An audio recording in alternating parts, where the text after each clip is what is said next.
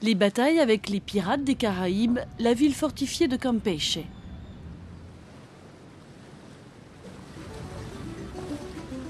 La ville de Campeche, dans la péninsule du Yucatan au Mexique, était à l'origine une ville maya. Au XVIe siècle, les Espagnols conquirent la ville qui devint alors un centre important entre l'Espagne et ses colonies du Nouveau Monde. Grâce au commerce, la ville va très vite s'enrichir et les commerçants vont construire plus de 1000 maisons de style baroque aux couleurs pastel qui existent encore aujourd'hui.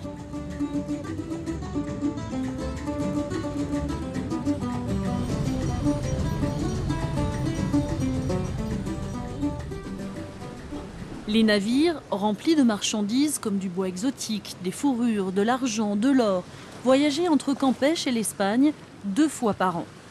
À sa construction, la ville n'a pas été fortifiée et très vite, elle est devenue une cible facile pour les pirates. Quelquefois, ils allaient attaquer la ville.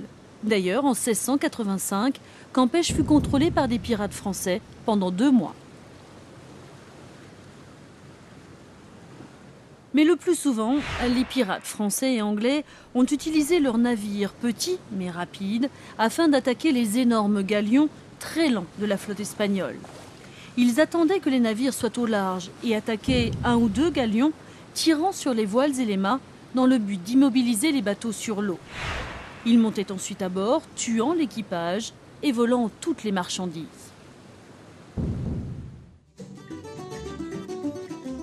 Les fortifications de la ville de Campeche ont commencé au XVIIe siècle.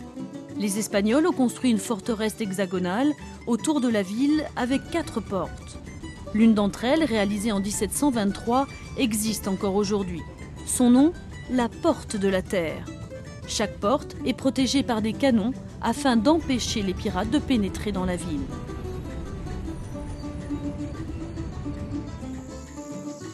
Sur les 2500 mètres du mur d'enceinte qui entourait la ville, aujourd'hui, il n'en reste plus que 500 mètres. Les fortifications ont été achevées au début du XVIIIe siècle. Une fois que les pirates ont réalisé qu'il n'était plus aussi simple d'attaquer la ville, ils se sont déplacés sur d'autres cibles moins protégées, situées pour la plupart dans l'océan Pacifique. Campeche put ainsi retrouver la paix.